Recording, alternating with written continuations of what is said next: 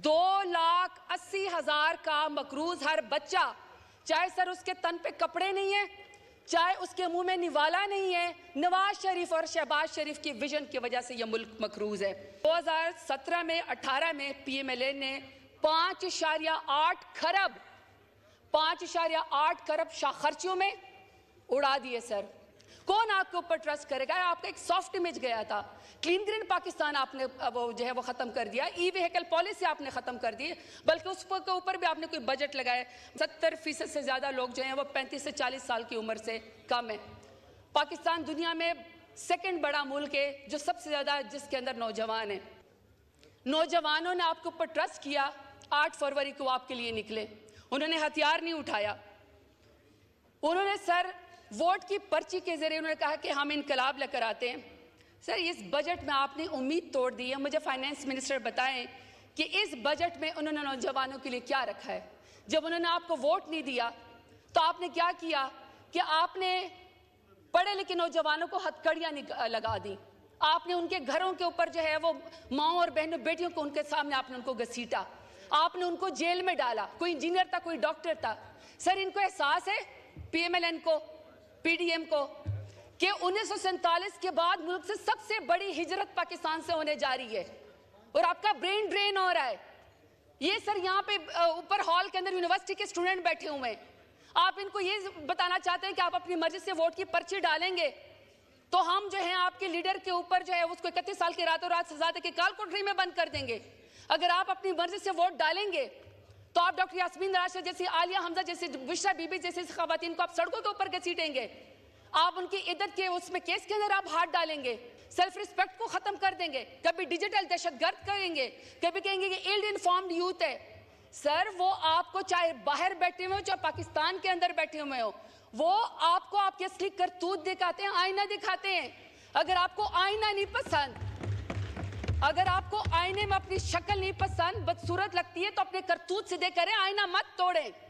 आप पाकिस्तान के नौजवानों को मायूस मत करें। इसमें इमरान खान के लिए आवाज उठाते रहेंगे।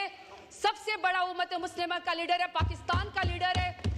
जो शख्स, बार बार कहती हूँ सर, जो शख्स रियासत की कैद में कह दे कि मुझे डरा हुआ देखना तुम्हारा ख्वाब रह जाएगा, ऐसा शख्स नाकाबिले शिकस्त होता है, वो पाकिस्तान को लीड कर सकता है। Sir I am sorry to say, लफ्ज़ तो बड़ा सख्त है लेकिन खुसरों का लिबास पहनने से भी हुकूमत नहीं चलनी है। शुक्रिया, शुक्रिया जी। ज़रताज गुल साहिबा। बहुत शुक्रिया स्पीकर साहब। बिस्मिल्लाहिर्रहमानिर्रहीम, या का नाबुदु व इय्याका नस्तईन। आपने मुझे बजट के ऊपर बोलने का मौका दिया। सर जी, जो बजट होता है वो बेसिकली पिछले जो हालात होते हैं उससे सबक सीखना होता है, मौजूदा हालात पे काबू करना होता है, और जो नेक्स्ट जिस तरफ हुकूमत ने जाना होता है, कौम ने जाना होता है, वो टारगेट सेट करता है।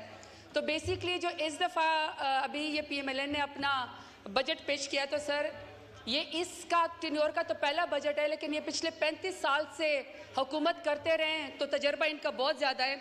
इसलिए फिर मैंने स्पीकर साहब इनका पूरा बजट पढ़ा।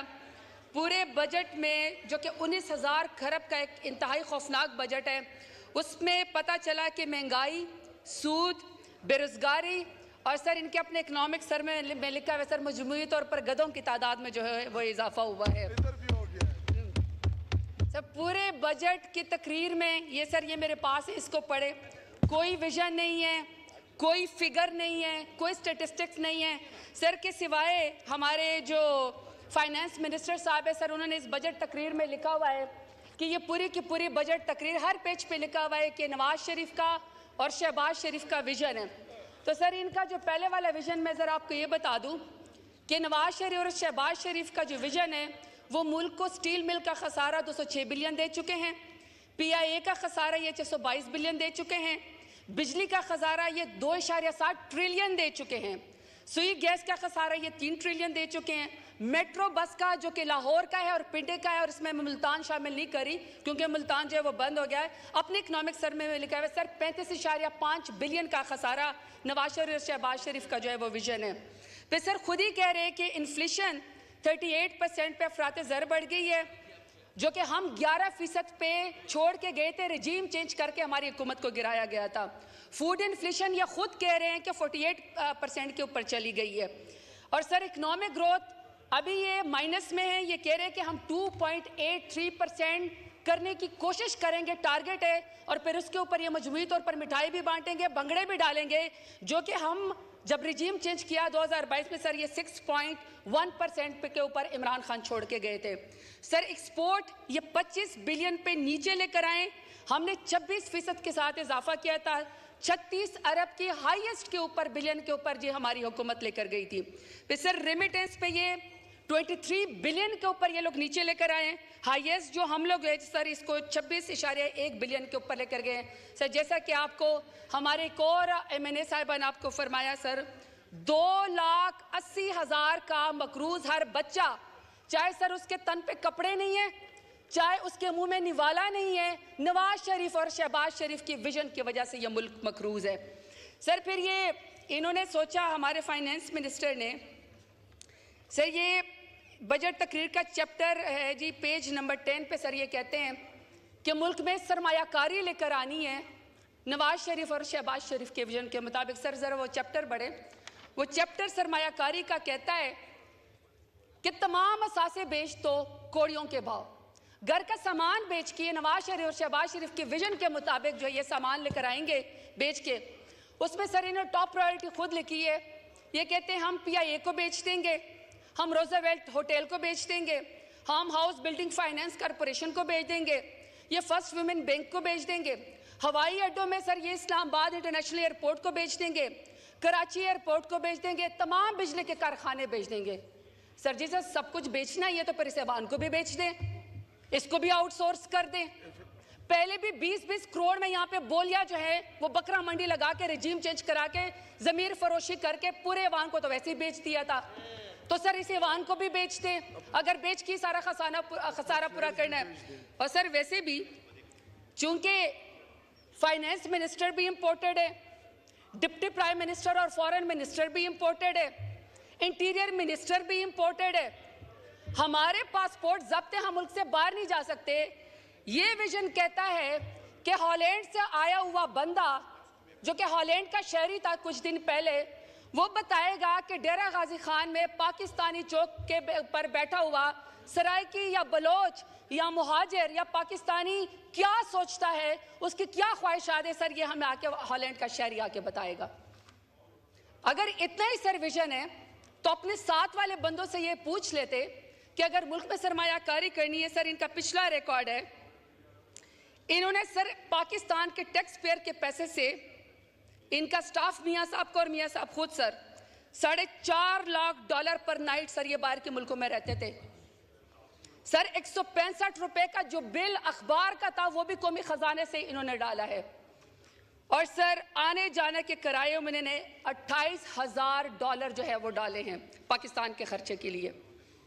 और सर ऑडिटर जनरल की रिपोर्ट कहती है, और मैं सर मौजूदा ऑडिटर जनरल की रिपोर्ट का भी वेट कर रही हूँ, कि 2017 में 18 में PMLN ने 5.8 खरब खर्चियों में उड़ा दिए। सर मौजूदा भी हम करेंगे कि मौजूदा ऑडिटर जनरल क्या कहता है। सर ठीक है, ये कहते हैं विजन है, अगर ये सर ये समझते हैं कि ये सूटेड बूटेड होके जब कतरे चाइना जाएंगे, कैटवॉक करके किसी और मुल्क जाएंगे और ये कहेंगे कि हमारे मुल्क में सरमायाकारी है, तो सर मेरा इनसे सवाल है कि फिर आपकी सरमायाकारी बेल्जियम में, ऑस्ट्रेलिया में, लंदन में, अमेरिका में, दुबई में क्यों निकलती है? 33 खरब के इनके असासे जो हैं वो इस वक्त दुबई लीक्स के अंदर निकल आए, उसके ऊपर तो इनको सौंप सूख जाता है। 38% बजट के अंदर इन्होंने इजाफा किया है, कहते तनख्वाहदार की जेब से और निकालो, जो गरीब तबका है उसकी जेब से और निकालो। तो सर अगर हम इनको टैक्स दे दें और मजीद इजाफी दे दें ताकि ये मजीद जो है वो दुबई के अंदर या किसी और मुल्क के अंदर जो है वो सरमायाकारी कर ले, किसी को भी सर सजा नहीं मिलती है, हर एक के ऊपर ये चुप कर जाते हैं। अभी सर इन्होंने बजट में 19 खरब का बजट है, 19 ट्रिलियन का। सर इनकी प्रायोरिटी चेक करें, इनके प्रायोरिटी में सर पेज 15 के ऊपर है फूड सिक्योरिटी, सस्ती बिजली, मौसमियाती तब्दीली, मोहम्मद डैम, दियामिर भाषा डैम, चश्मा राइट बैंक की लाट, पट फीडर किनाल बलोचिस्तान, किसान पैकेज और एजुकेशन जो है वो टॉप यूनिवर्सिटीज़ की हायर एजुकेशन। सर इन तमाम चैप्टर्स के लिए 19 खरब के बजट के अंदर सिर्फ और सिर्फ 238 बिलियन इन्होंने रखे, टोटल मिला के 238 बिलियन। अब सर दूसरी तरफ जो इनका पीएसटीपी है उसमें 101% इजाफा हुआ है। 14 बिलियन का इनका पीएसटीपी है, 100 बिलियन उन्होंने इजाफे दे दिए, 1500 हो गए। और सर जो बिस्फ का प्रोग्राम है वो है 593 बिलियन का। सर ये टोटल मिला के 19 खरब के बजट में बनते हैं 2093 बिलियन। ये ठीक है सर, बिस्फ के ऊपर हमें कोई इतराज नहीं सिवाय इसके कि इसमें ट्रांसपेरेंसी होनी चाहिए, लेकिन सर ये बाकी जो पीएसडीपी इससे ज़्यादा गलियां बनेंगी ना, सोलिंग बनेंगी, ज़्यादा से ज़्यादा सर वो आप अपनी नालियां ठीक करेंगे ना, एक्सचेंज से लेकर एजुर तक सारे के सारे इसमें अपना 10% लेंगे। लेकिन सर ये जो दूसरा चैप्टर है जिसमें पाकिस्तान को सबसे ज़्यादा ज़रूरत है उसके ऊपर आपने तो टोटल मिला के 238 बिलियन दे दी है। ऐसी सर मौसमियाती तब्दीली का मैं चैप्टर बढ़ रही थी, क्लाइमेट चेंज का। सर सारी दुनिया को पता है कि क्लाइमेट चेंज से पाकिस्तान दुनिया के टॉप रिस्क इंडेक्स में 5th नंबर के ऊपर आता है। और सर 3.8 बिलियन का जीडीपी का पाकिस्तान का लॉस हुआ है 1999 से लेकर 2018 तक, और इंसानी जानें अलग से जो हैं वो ज़ाया हो गई हैं।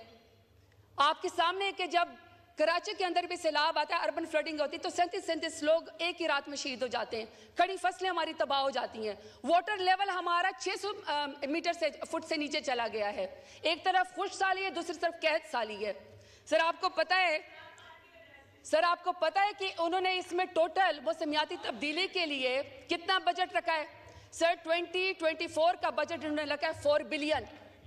और सर हम 2022 में जब रिजीम चेंज किया गया था हम इसको 15 बिलियन के ऊपर ले गए थे।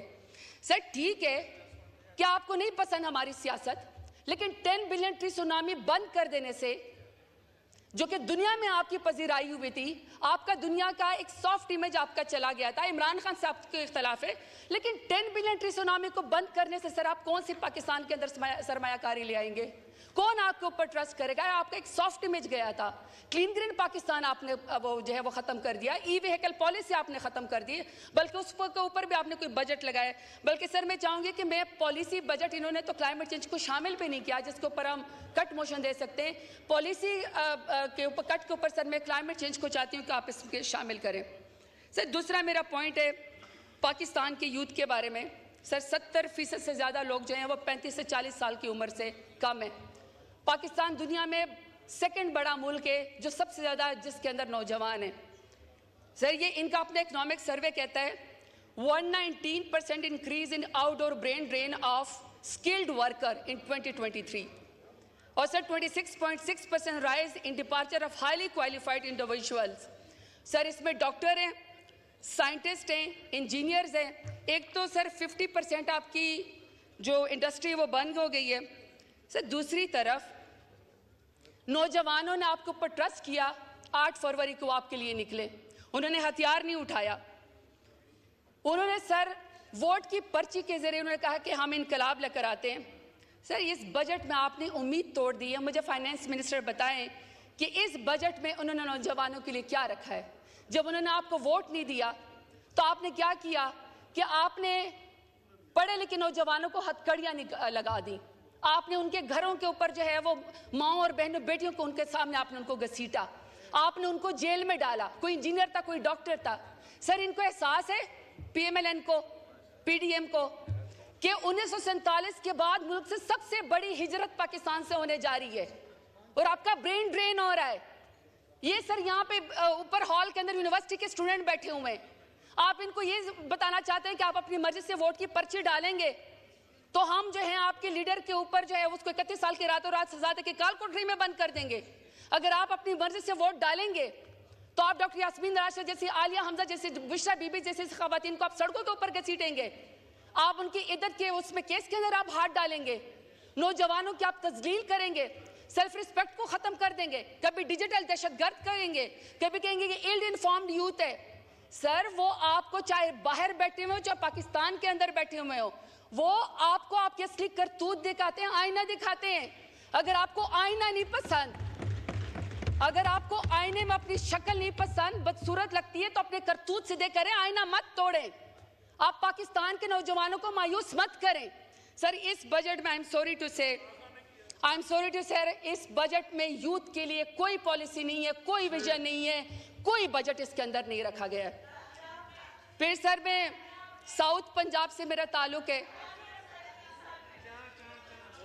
सर, साउथ पंजाब से मेरा ताल्लुक है सर। मैं महरूम तबके को रिप्रेजेंट करती हूँ सर। 1947 से लेकर अब तक हमारे सराय की वसेब के लोग अपनी बका की जंग लड़ रहे हैं, सराय की सुबह मांग रहे हैं।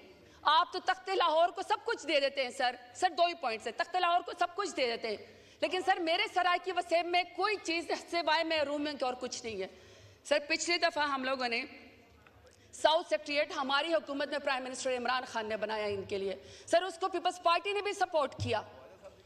उसमें सर हम लोगों ने पहली दफ़ा साउथ पंजाब के लिए हमने 360 बिलियन का बजट रखा और हमने इसको रिंग फेंस किया।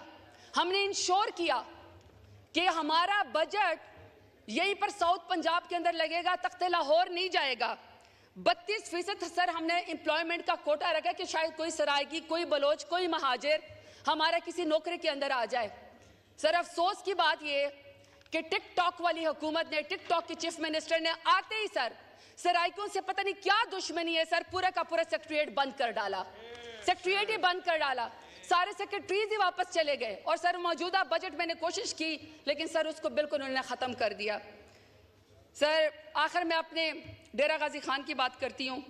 मैंने सर डेरा गाजी खान को वुमेन यूनिवर्सिटी दी सर, पहला वहाँ पे कार्डियोलॉजी हॉस्पिटल दिया, मदर एंड चाइल्ड हॉस्पिटल वहाँ पे दिया, 260 गाँव को वहाँ पे बिजली दी, विमेन पार्क वहाँ पे बनाया। अभी सर मैंने पूरा का पूरा PhD पढ़ा। यकीन करें सर डेरा गाजी खान के लिए सिर्फ दुआएं इसमें बजट में, बाकी सर ना कोई बजट है, ना कोई एलोकेशन है, ना सर किसी नए मंसूबे में उन्होंने डेरा गाजी खान को शामिल किया है। सर अफसोस की बात यह है कि आपने कोई फार्म 47 वाला वजीर हमारे सर के ऊपर मुसल्लत कर दिया है। पूरा डेरा गाजी खान यरगमाल है सर, 16-16 घंटे की लोड शेडिंग है। जो शख्स आवाज उठाता है सर उसको पर दहशतगर्दी का पर्चा कर दिया जाता है। आप यकीन करें सर साउथ पंजाब की महरूमियाँ, आप मुझे इंतहाई अफसोस है। सर आखिरी बात कहना चाहती हूँ, आपने मुझे वाइंड अप करने को कहा है सर। यहाँ पे हम बहुत सारी बातें करते हैं कि जी मुझसे पहले यहाँ पे 2 लोगों ने बातें की थी, तो सर मैं ज़रा उनसे एक बात कहना चाहती हूँ कि आप हुकूमत चलाएं लेकिन सर हुकूमत ख़वातीन को सड़कों पर घसीटने से नहीं चलेगी। दूसरा सर आप हुकूमत ज़रूर चलाएं लेकिन सर हुकूमत शायरों को शेर पढ़ने से पाबंद सलादत करने से जो है वो हुकूमत नहीं चलेगी। सर फिर तीसरा, आप ज़रूर हुकूमत चलाएं लेकिन सर एहराम में बंधे हुए जो शख्स एहराम ओढ़ के हज के लिए जाता हो सर, उस शख्स को, इमरान रियाज को फ्लाइट से उतारने से भी आपकी हुकूमत नहीं चलेगी। सर तीसरी बात सर, आप हुकूमत ज़रूर चलाएं, आप VPN के जरिए आके उसमें सोशल मीडिया पे हमें आप दहशतगर्द कहें, लेकिन सर हुकूमत जीरे ब्लेडों के जरिए भी नहीं चलनी है। क्या आप कहें कि पाकिस्तान तहरीक इंसाफ का इंफॉर्मेशन सेक्रेटरी बाहर जाएगा तो आप सर जीरे ब्लेड के जरिए उसको गला कटवाएंगे, हमारी आवाज दबाएंगे? सर हम इमरान खान के लिए आवाज उठाते रहेंगे। सबसे बड़ा उम्मत मुस्लिमा का लीडर है, पाकिस्तान का लीडर है। जो शख्स, बार बार कहती हूँ सर, जो शख्स रियासत की कैद में कह दे कि मुझे डरा हुआ देखना तुम्हारा ख्वाब रह जाएगा, ऐसा शख्स नाकाबिले शिकस्त होता है, वो पाकिस्तान को लीड कर सकता है। Sir I am sorry to say, लफ्ज़ तो बड़ा सख्त है लेकिन खुसरों का लिबास पहनने से भी हुकूमत नहीं चलनी है। शुक्रिया, शुक्रिया, शुक्रिया। बस तकरीबन